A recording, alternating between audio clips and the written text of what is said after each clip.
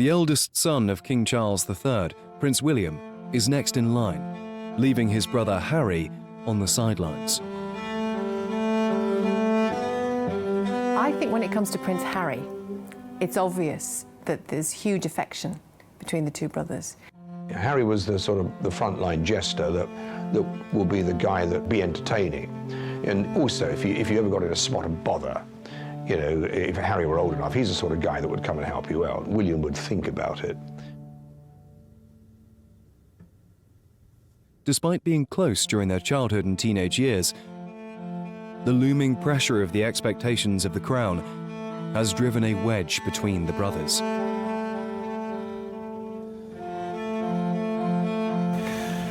I think the damage that's been done to the relationship through the different media interviews, the book. There's been parts of it shared that shocked, surprised me, because there's things that he's talked about that royals just don't talk about.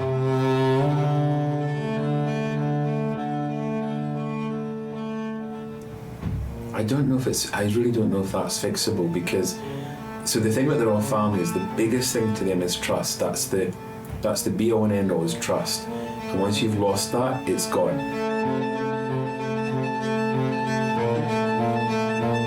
With King Charles III as the monarch, he really needs to modernise. So that will be slimming down the number of working royals, but also making sure that the younger members of the family, who are the future, are given the prominence that they deserve.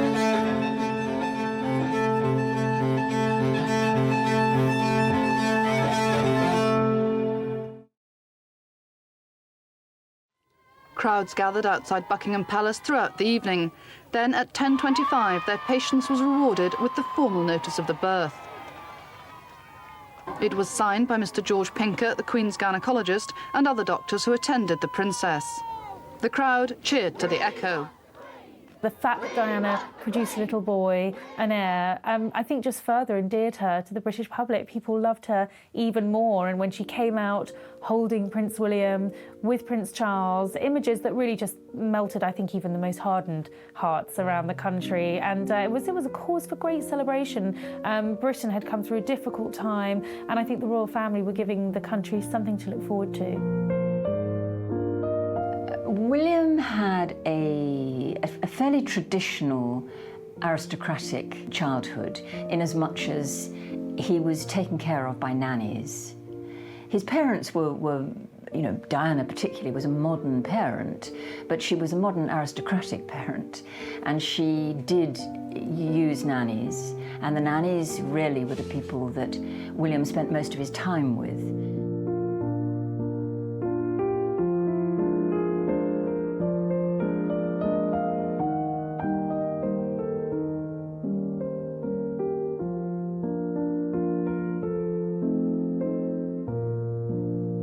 I've known those two boys, William and Harry, since they were born.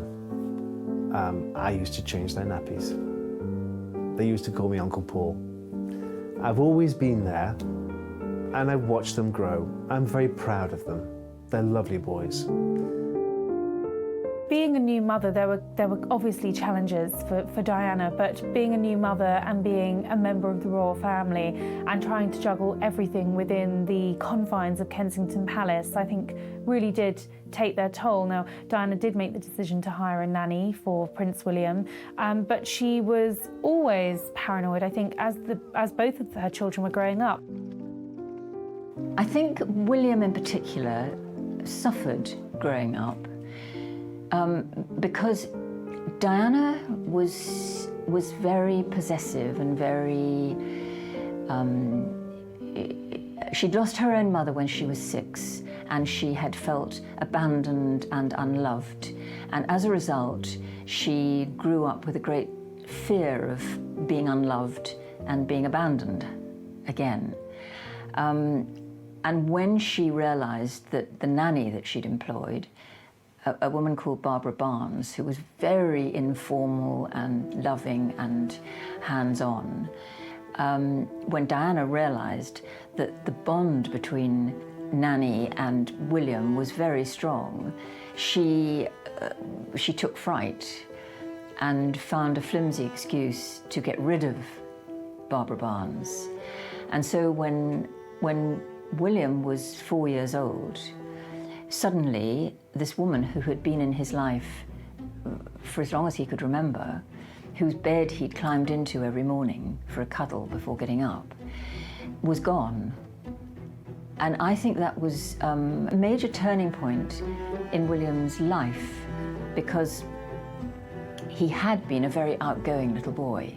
William became rather introverted, and nobody explained to him what had happened, and he never saw Barbara again.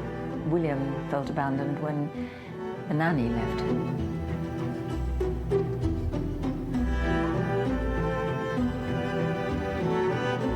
She loved to have fun. She loved to giggle. She loved to play practical jokes. And she loved nothing more than cuddling up with her two boys, watching TV and watching game shows and soap operas. And the boys were the centre of her world.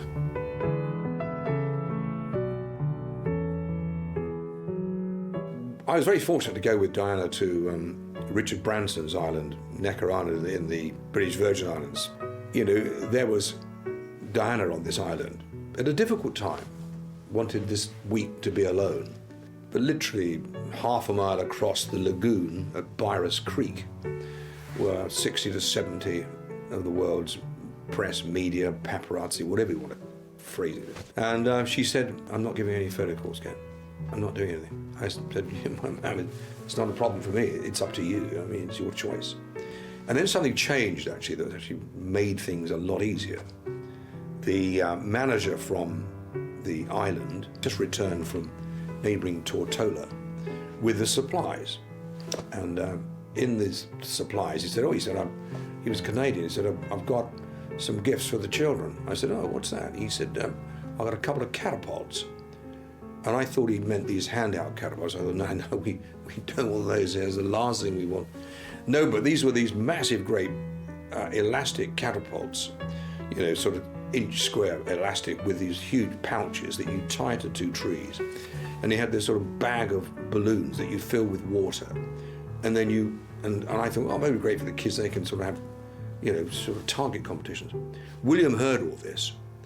And he came up to me, he said, "Ken," he said, "I've got a very good idea." I said, "What's that?" He said, "Well, when Mummy has to give a press opportunity, Harry and me and my cousins, we can be on the cliff top and we can fire the balloons at the press." I said, you better go and speak to your mother about this. Anyway, Diana came back almost immediately. She said, and a completely different frame of mind, she said, "Ken, I think it's a very good idea."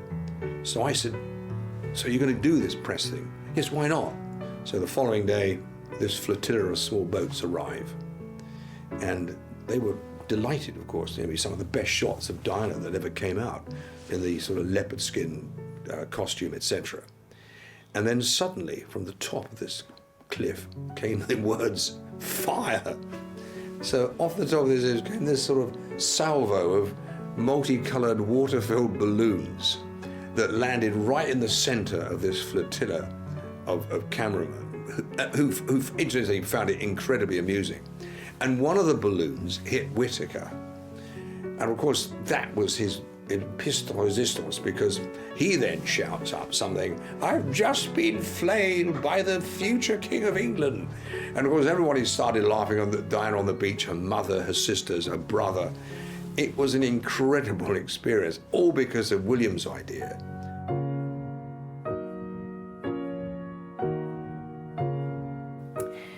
To anyone in the know, it was very obvious that the Wales' marriage was in real trouble by the late 80s. Inevitably, the announcement was made by the then Prime Minister, John Major, that Diana and Charles were going to separate. And she made sure that the first people who found out that they were going to separate were William and Harry, and she actually made the drive to Ludgrove School herself to go and tell them. And Harry took it very badly, of course, being younger than William. He was incredibly upset. William was very stoic and said to his mother, "Well, if you're happier, if you're going to be happier, Mummy, then this is the right thing to do."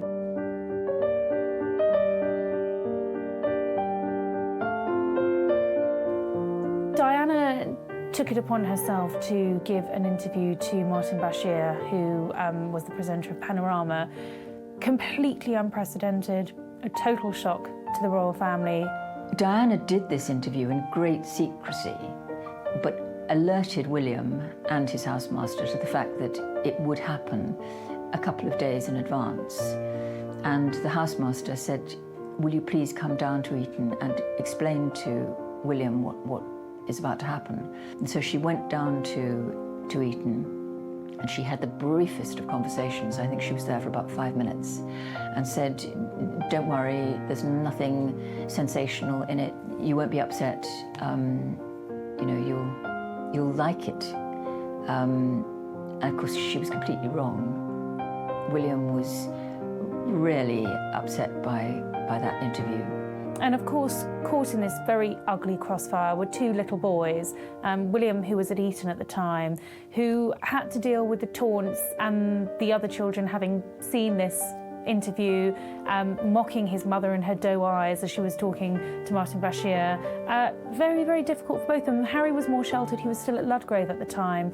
And I remember the headmaster there making sure that newspapers were banned. They were out the way. No one could watch that interview. It was his way of protecting Harry. I think at Eton it was much harder to do that. William was exposed to everything, and he called his mother in a fury and a rage. I remember speaking to Simone Simmons, who was one of Diana's closest friends, who recalled that it was actually the rare and only time, I believe, when William turned on his mother and said he would never forgive her for what she'd done.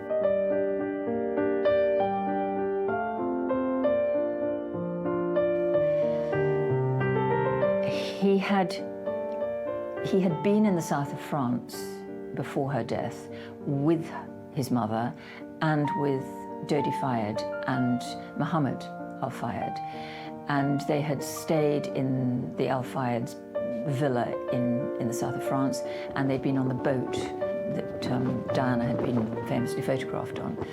They had had a pretty horrible time. William had had a row with Diana.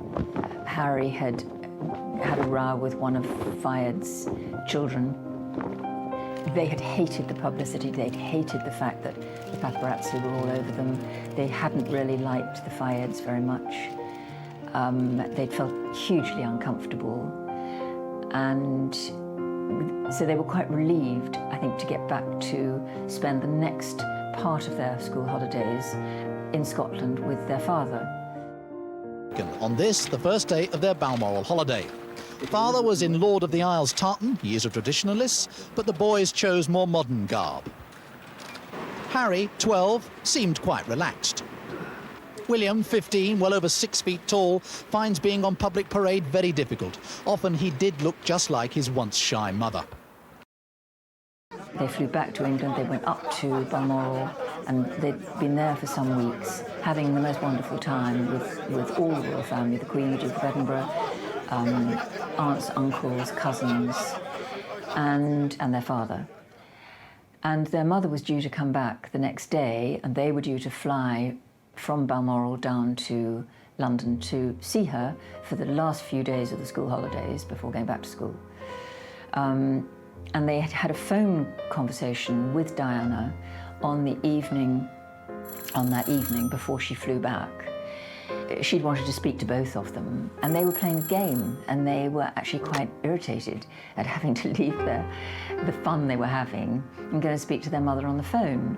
And so they tried to get her off the phone quite, as quickly as they reasonably could and get back to their game. And of course, that was the last time they spoke to her. That was the last time they heard her voice. Diana, Princess of Wales, has been seriously injured in a car accident in Paris. Her companion, the Harrods heir Dodi Al Fayed, has been killed. The driver of the princess's car is also understood to be dead. The accident happened at just after midnight in the west of the city near the Alma Bridge.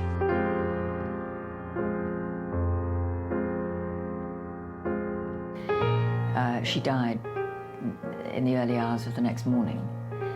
And, how does any 15-year-old and 12-year-old cope with that? It was devastating for them, obviously.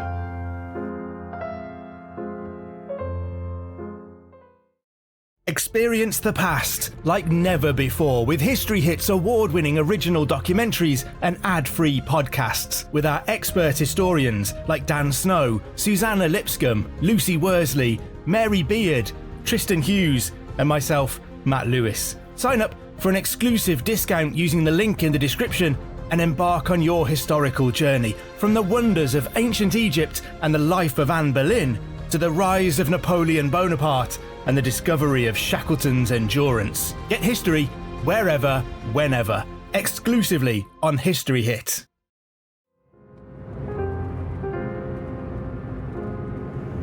First, I want to pay tribute to Diana myself. She was an exceptional and gifted human being. In good times and bad, she never lost her capacity to smile and laugh, nor to inspire others with her warmth and kindness. I admired and respected her for her energy and commitment to others, and especially for her devotion to her two boys.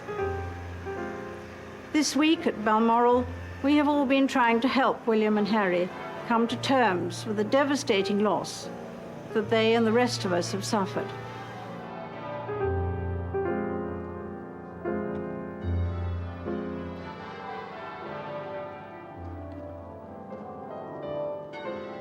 You know, I remember the day William and Harry came back to Kensington Palace after their mother died. I remember standing in the hallway and William walked in and shook my hand and asked me if I was all right. I said, I'm fine, thank you.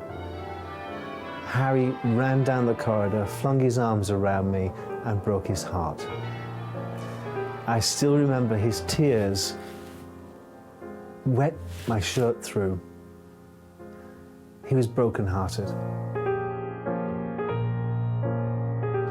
Hearts broke around the world. People watched that funeral all over the globe when they saw the coffin passing and that little envelope on the top with a wreath of flowers with the word mummy, which had been handwritten by Harry.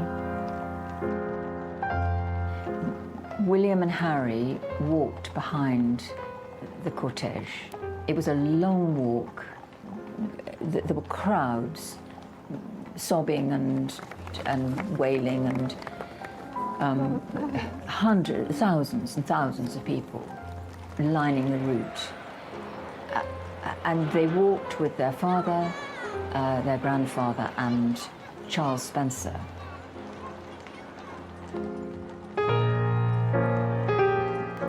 They did rely on one another. They were very close. The two are very different characters, but they complement one another very well. And they've always had a great banter.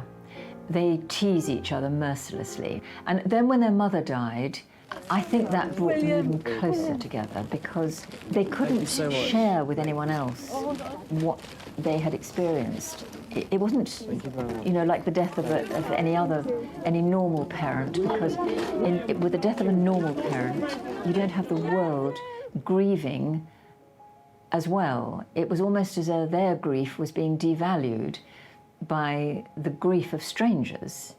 So I think it was a very difficult time for them, and during that sort of the years after Diana's death, there was a bond which was closer, arguably, than most siblings.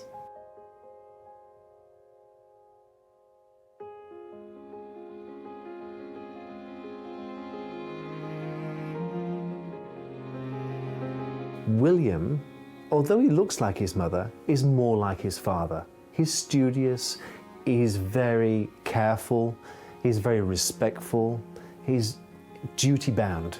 Harry, on the other hand, is a hybrid of the Spencers' red hair and the Windsors, but he has his mother's naughty streak. Harry was the sort of the frontline jester that will be the guy that be entertaining. And also, if you ever got in a spot of bother, you know, if Harry were old enough, he's the sort of guy that would come and help you out. William would think about it. Harry was always the soldier, William was always the general. So when my two boys visited and they played war games, William had an army that he could direct, but Harry's happy to muck in. I think when it comes to Prince Harry, It's obvious that there's huge affection between the two brothers. Even when he was very little, when he was 10, 11 years old, and he'd see the girls starting to scream because Prince William was coming along because he was that bit older and they could see he was very handsome. We're told Prince Harry would encourage the girls to scream, and just because he knew it really embarrassed his brother. So he seems to be the more playful one, Prince Harry. And again, that would bear out what the Princess of Wales said in that Panorama interview about he's a more more of a Spencer wild child than William is. And we can see it, can't we, in the pictures we see in his antics and the kind of things he likes to do. But I also get the impression from the times we've seen the two together talking to one another and about one another and about that, because they've spoken about their closeness as brothers, that you get the feeling that Prince William, for all his understanding of the seriousness of his role in the future, he makes it very clear that he needs his brother and he values that. Harry is a party creature. He always will be. So obviously he's going to get caught out. Today's papers all carry headlines about his drug-taking and underage drinking sessions. The paper which broke the story says the young prince smoked the drug on several occasions at private parties with friends. Yeah, in January 2005, I ran a story about Prince Harry, a picture that we got of Prince Harry going to a party, actually with William, and he was wearing a Nazi outfit. It created a huge stink. William's reaction to the Nazi story, when he had a chance to bend my ear about it, was very sweet, and it was a sort of the way I'd like my big brother to stick up for me if I'd been put in the papers and obviously something I'd done had upset people. So, yeah, I mean, there is something very special with William and Harry, that they are extremely close. And anything bad for Harry, William will stick up for him to the nth degree. Harry learnt a lot in that small period of time, and I don't think at that stage in his life anybody could have said anything to him that he would have taken notice of, but luckily he's grown up since then. There's a long tradition of senior members of the royal family going into the armed forces, because after all, the monarch is head of the armed forces.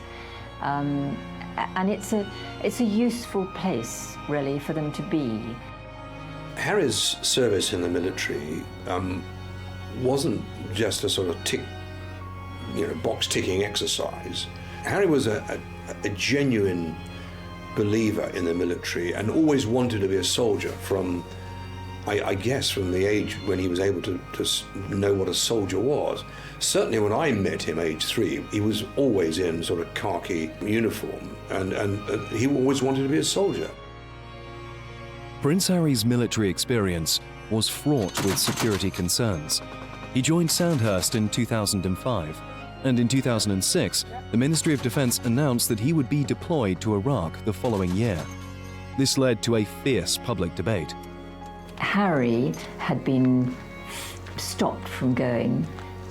His original deployment, he was going right up to the front line, and the press worked out where he was going to be sent. Then, of course, that meant that the Taliban knew where he was going to be sent as well, which meant that if he did go, it would be putting not just him in danger, but also his men in danger. And so Harry was pulled from that deployment. I have decided today that Prince Harry will not deploy as a troop leader with his squadron. I've come to this final decision following a further... Because of the way that the regiments rotated in their deployments, it was quite clear that William was not actually going to make it to Afghanistan. He wouldn't, his regiment wouldn't go there for 18 months. And rather than sit around kicking his heels, doing training work in this country, he decided to go and look at the other forces. After Harry's deployment was cancelled, William trained in the Royal Navy and Royal Air Force. In October 2008, it was announced that Harry would follow his brother, learning to fly military helicopters at RAF Shawbury. To me, I didn't join the forces to be, like I said a lot of times before, mollycoddled or treated any different. And as far as I'm concerned, in my eyes, if Harry can do it, then I can do it. I don't really separate us in that much difference. And I think as future head of the armed forces, it's really important that I at least get the opportunity to be credible and to do the job that I signed up for and to do the best I can. And that's all I ever wanted to do. And the search and rescue role is now, slightly different, so obviously being able to go to Afghanistan, but it's still doing an important job. And I hope that it's a step in the right direction exactly for the future. I think the struggle that I was talking about was mainly the exams and stuff like that. I mean, when you sort of the helicopter course, you start with something like 4 or 5 weeks of ground school and exams. Exams never been my favourite, and I always knew that I was going to find it harder than most people. But I'm through that now, and finally got hands-on to a job that I absolutely adore. It is still hard work, but I'm better than William, so it's fine. Yeah, just add that. You've been helping him with the exam? Yeah, an awful lot. He needs a lot of help. It's it's the RAF way, so you have to help the army out quite a lot. But does it come down to sort of mental maths tests? Yeah, a bit of that. A few trick questions, try and catch him out. 7 8s. Yeah, exactly. Lots of that. I think the time when that bond started to fracture a bit was when Harry probably came out of the army and started going into royal work. And I think he accepted that. He knew that, and he knew that to being able to perform 2 tours of duty was perhaps more than he even anticipated. And then that sort of effectively landed him in an office job in the Ministry of Defence, which would not have been to his liking. And so that was the end of his military career. And I think at that point, he acknowledged, like his brother, that he was cut out for royal duties. The space was quite small within their charitable world for the 2 brothers together. And I think Harry slightly railed at the hierarchy. Here was his brother, his mate, but who was slightly pulling rank at times. And, it was part of this new machinery, this new royal machinery of modernising the royal family. And, I think there were great hopes for Harry, to be honest. And, he was certainly probably the most popular member of the royal family at that particular time. I suspect that when William married Kate, Harry adored Kate and Kate adored Harry, but I suspect that, as with every family, when one sibling marries, their focus turns slightly onto their new wife.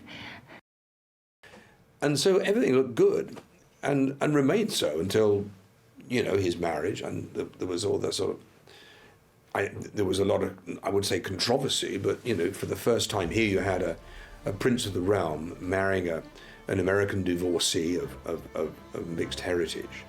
But actually, I think the general feeling of that was very positive. I was at Windsor commentating for a US network about it. Personally, I thought it was an amazing step forward for the royal family. 20, 30 years ago, this probably wouldn't have happened. William looked at Harry's relationship with Meghan that was going at a fearsome pace, moving at a fearsome pace, and uttered a word of warning. Said, look, are you sure? Are you sure about this? You are going very, very, you're moving fast. It was, I think, the most legitimate remark for William to make as his older brother. Their parents' marriage had disintegrated very largely because the 2 didn't know one another when they got married. They'd moved too quickly for altogether different reasons, but they had moved too quickly. So William was just adding a voice of caution. And Harry, I think, took it very badly. There were other friends of Harry's, old friends, who said much the same thing. Again, Harry took it very badly. But now that it is all official, Prince Harry, do you have that sense that the combination of the 2 of you, your different backgrounds, that you together represent something new for the royal family?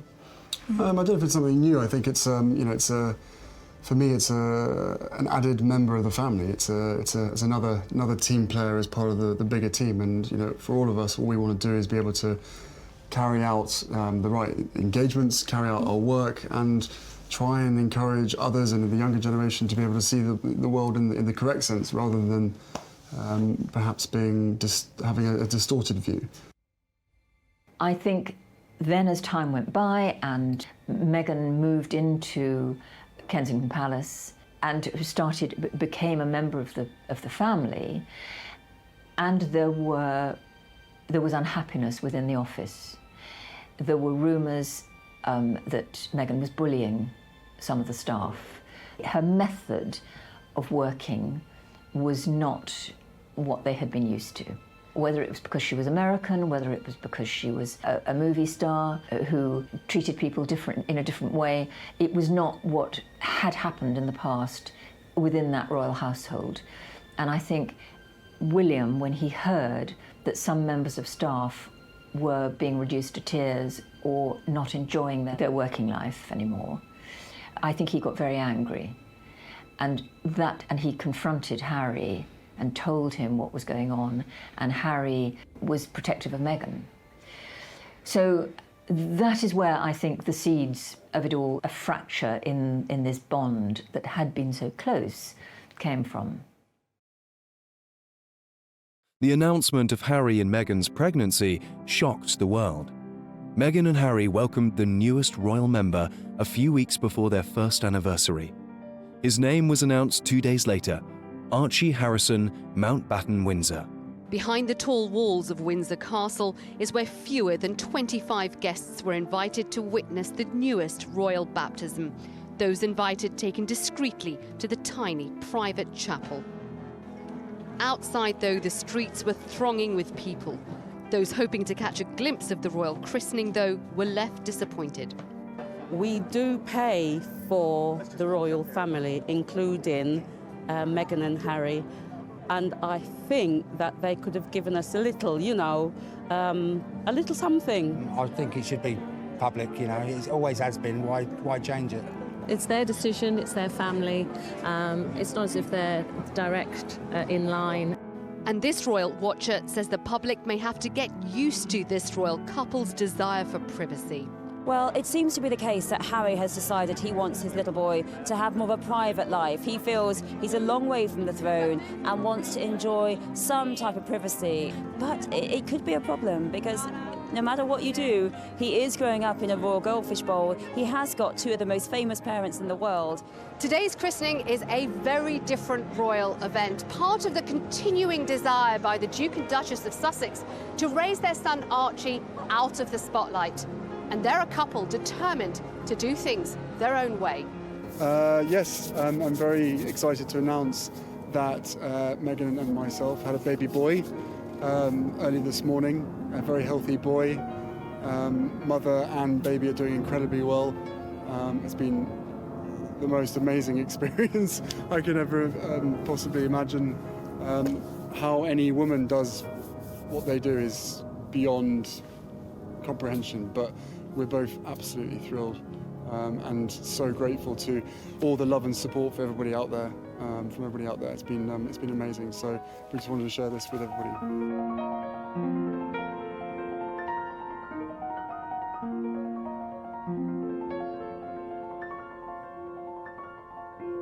Doing things their way sounds like a destabilizing factor for the very traditional royal family, and behind this destabilization are unspoken conflicts, especially with his older brother, Prince William.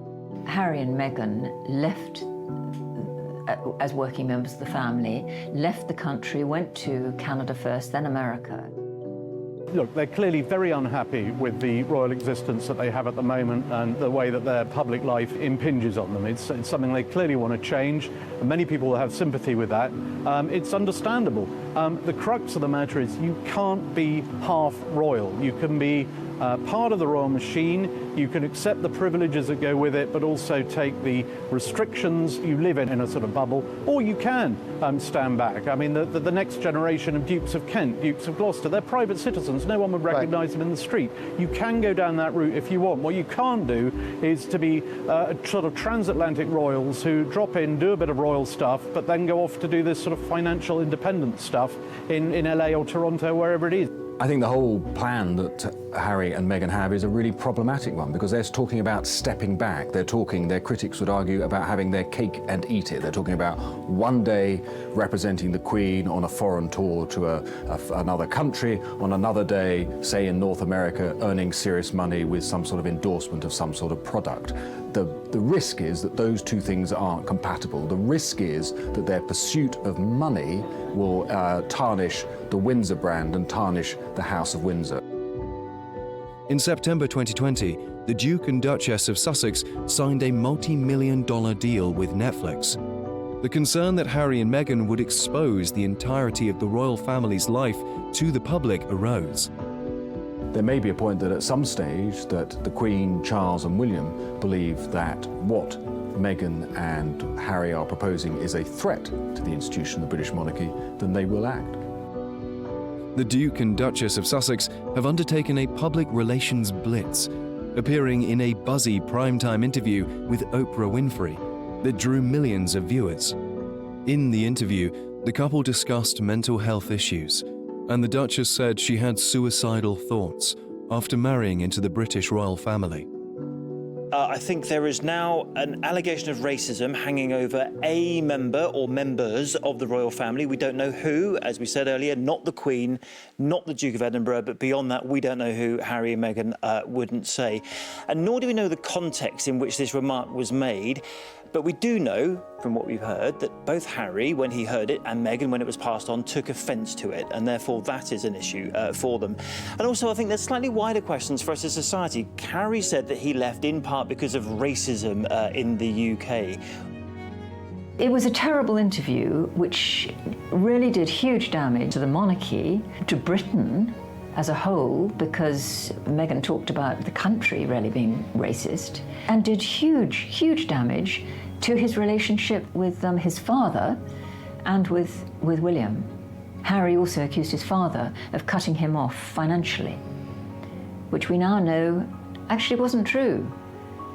We now know several things that were said in that interview were not true. Sir, have you spoken to your brother since the interview? No, I haven't spoken yet, but I will do. And can you just let me know, is the royal family a racist family, sir?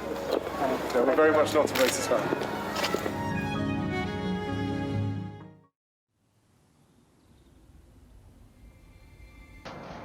After the death of their grandfather, Prince Philip, William and Harry both attended the funeral on April 17th, 2021.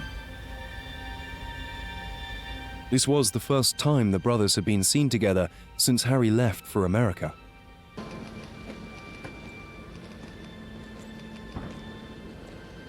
I think certainly it would have been a conscious decision of Prince William and Prince Harry to do that at the end of the service. You know, the whole family, apart from the Queen, sort of walked back to the castle from the chapel. You know, the fact that Harry walked with William and Kate, I think, was perhaps a symbol that there is at least a willingness to talk and perhaps to have some rapprochement between the two princes. I think as far as the Queen and the late Duke of Edinburgh are concerned, I think that they never really fell out with their grandson in the same way as perhaps he has done with his brother and to some extent his father. So I think that the Queen very much would want there to be, you know, a sort of reuniting. There's still going to have to be discussions going forward. I mean, there's an internal inquiry going on into some of the allegations that were made in that interview, and so I think there will be difficult conversations ahead. But I think that, yes, I think that from the Queen's point of view, she would want to smooth things over, really.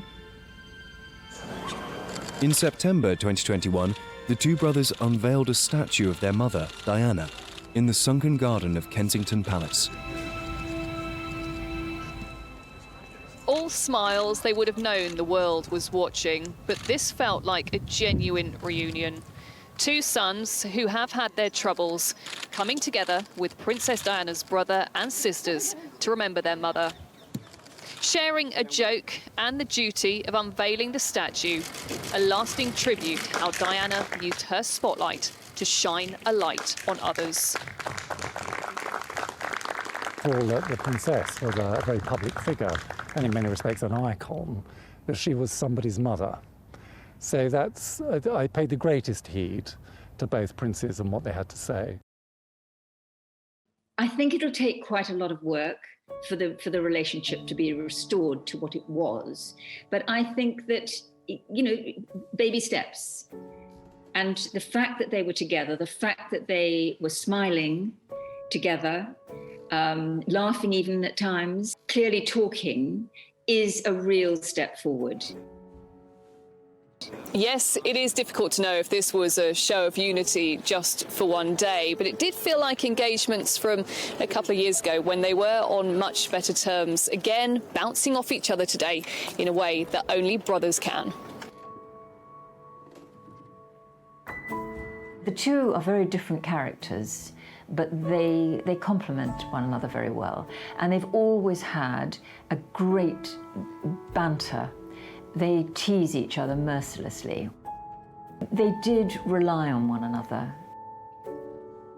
Part of this role and part of this job and this family being under the pressure that it's under, inevitably, stuff happens. But look, we're brothers. We'll always be brothers. We're certainly on different paths at the moment, but I will always be there for him, and as I know, he'll always be there for me.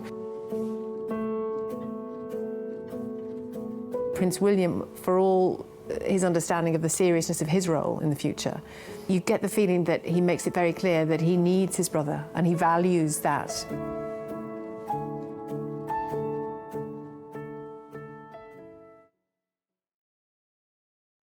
On September the 8th, 2022, Queen Elizabeth II passed away at her home in Balmoral after a reign of 70 years.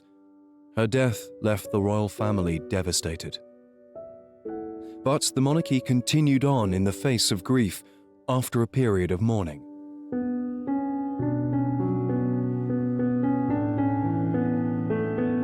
On September 10th, 2022, the new Prince and Princess of Wales, William and Catherine, were joined by the Duke and Duchess of Sussex at Windsor to view the tributes to the Queen and spent time talking to the crowds.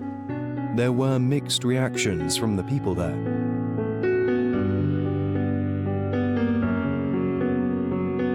It was the first time since March 2020 that the two couples had been seen together. It appeared the brothers were trying to show the public that the tension had been squashed. The couple then attended the late Queen's funeral, with Harry marching behind the coffin with his family.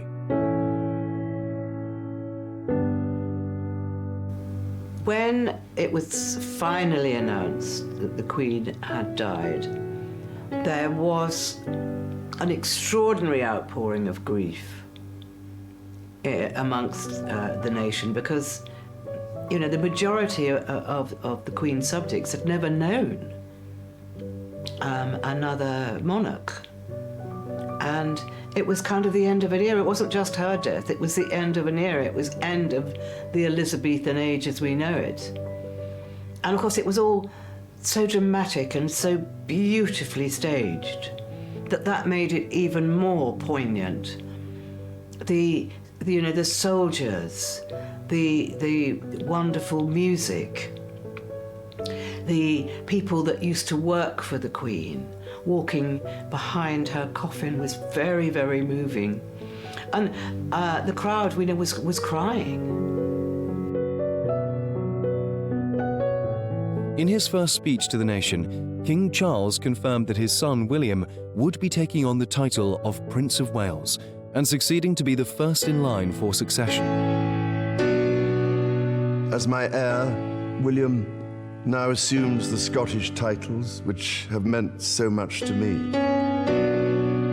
Today, I am proud to create him Prince of Wales, Tywysog Cymru, the country whose title I've been so greatly privileged to bear during so much of my life and duty. With Catherine beside him, our new Prince and Princess of Wales will, I know, continue to inspire and lead our national conversations, helping to bring the marginal to the centre ground, where vital help can be given. As Prince and Princess of Wales, William and Catherine already hold strong connections to Wales, especially after William's work as an Air Force search and rescue pilot on the island of Anglesey. Prince William has made many official visits around the UK, meeting a broad range of people who make a difference in their community. With Kate at his side, he has also carried out overseas tours to the Commonwealth and beyond on behalf of the royal family. The couple's stability and dedication to service has caused them to be likened to Queen Elizabeth and Prince Philip. Like his father, the King, Prince William has undertaken a very modern approach to his royal duties of representing the monarchy, including being a part of a few podcasts and celebrity interviews.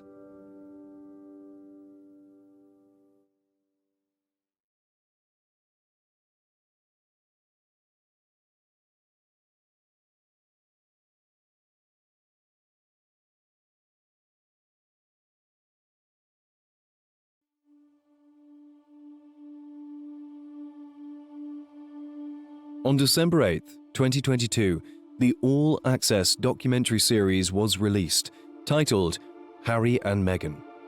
This was the couple's attempt to get across their side of the story, from their meeting and attempts to ingratiate into the royal family to their departure.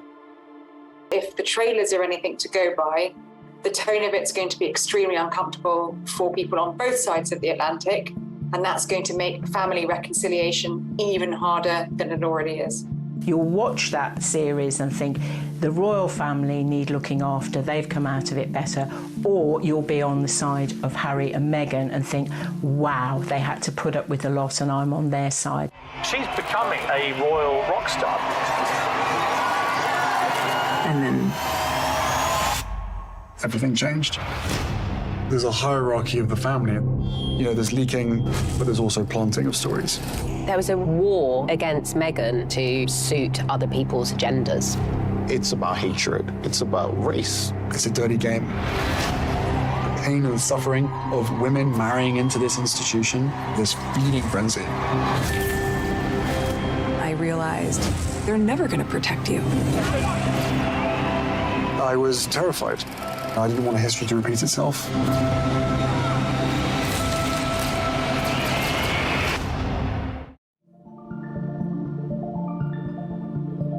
The series is unlike anything seen before, only close in comparison to the Panorama interview with Princess Diana in 1995.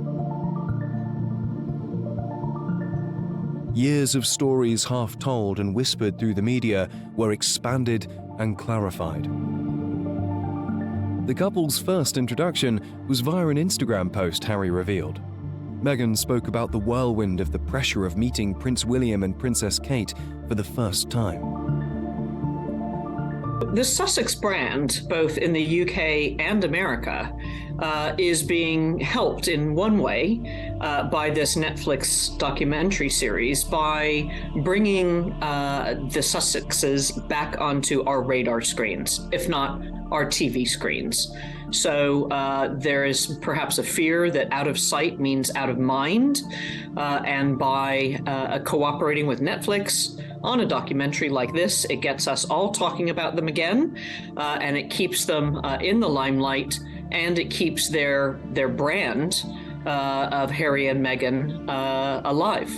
I think if he wants to get some across, I think that's one thing that we always do. We always hide things, and that's why you end up with, sadly, so much mental health. And so I think it's important that they can.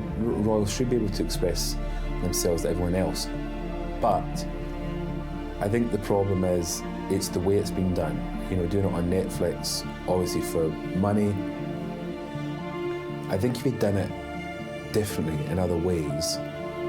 For example, there was money, but it was donated to charities and that kind of thing. I'm not trying to.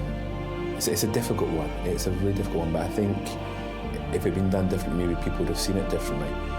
And I keep saying, I wonder what the end game is. And what I mean by that is, I wonder what he wants to achieve from it. Because, if we're going to be realistic,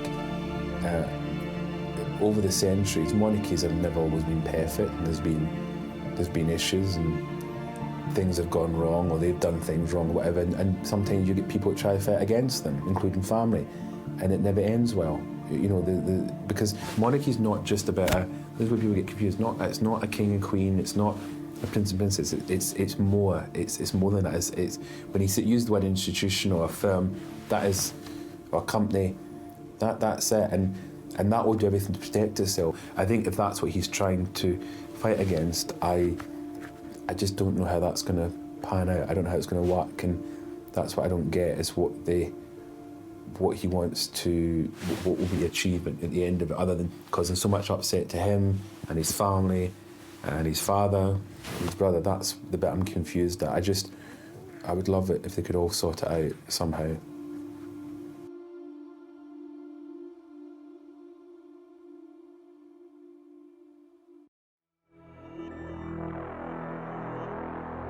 On January 10th, 2023, Prince Harry's autobiography, Spare, was released. This highly anticipated book tells his side of the story from the beginning and delivers lurid details about his life. However, a leaked copy of the book surfaced only days before its release in the UK, with copies going on sale early in Spain. There's been parts of it shared that shocked, surprised me, because there's things that he's talked about that royals just don't talk about. I can expect it of a celebrity, I can expect it maybe even of a politician, but when it comes to royals, there's certain things and certain parts of bodies and things they don't talk about, and he's been talking about it. So it's a very frank, I suppose, and he wants people to understand what makes him tick, I think is the easiest way to explain it. Confidently sold at half price already.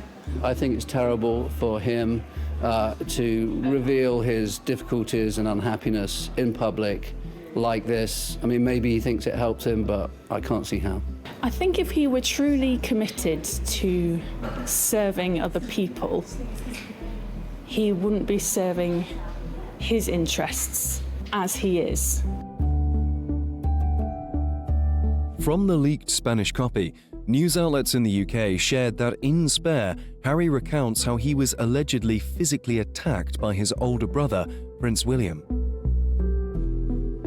Going into never-heard-before detail, he describes how their relationship fell apart over Harry's relationship with Meghan, the Duchess of Sussex. In a moment of high emotion, Harry states William called Meghan difficult, rude, and abusive. Harry seems to be doing everything to avoid responsibility, as he claims William and Kate laughed at his infamous Nazi costume he wore to a party in 2005, which he described in their Netflix documentary as one of the biggest mistakes in my life.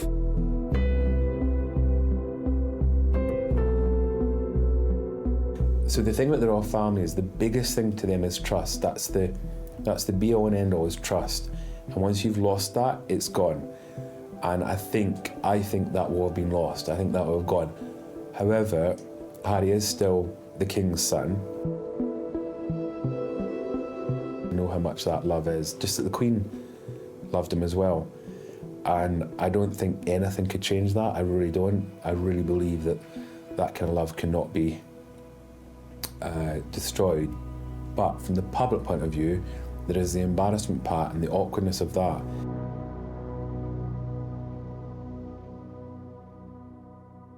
In a sit-down interview released before the book with 60 Minutes, Harry shares his wish to be a part of the family again. Well, in Harry's memoir, there's a reported conversation after Prince Philip's funeral where Charles says to his sons, "Please, boys, don't make my final years miserable." Now, we have no way of knowing if that's true or not. Like a lot of the stories in Harry's book, it might be exaggerated, it might be completely false, or it might be a verbatim recording of what happened. But I do feel that his referring to his final years is an interesting idea, because he has no way of knowing how long he's going to live. I mean, none of us do. But what I think he wants to do during his reign is for it not to be miserable, for it to be an uplifting and cathartic experience, because I think what he would like is that when he dies, the country to be in a better place than when he became king. I mean, we can only hope that he's proved right, but certainly the spat between his sons is not going to go away anytime soon. I think that the general public, the public at large, would be amazed if they knew the level of manipulation and negotiation that goes on between the royal households and tabloid editors and newspaper editors.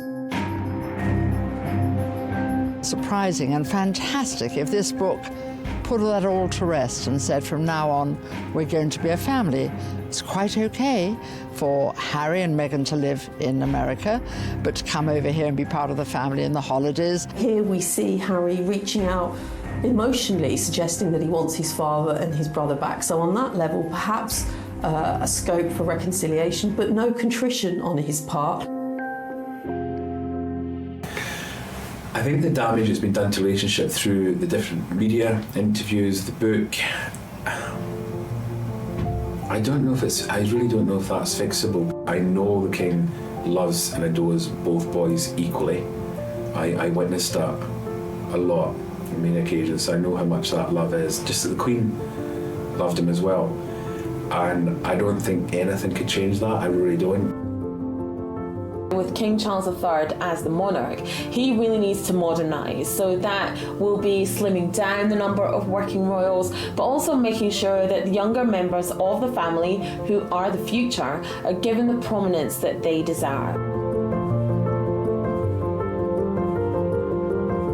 As far as the love between a father and son, I don't know. I'd like to think that one day that's fixable. One day they can fix that.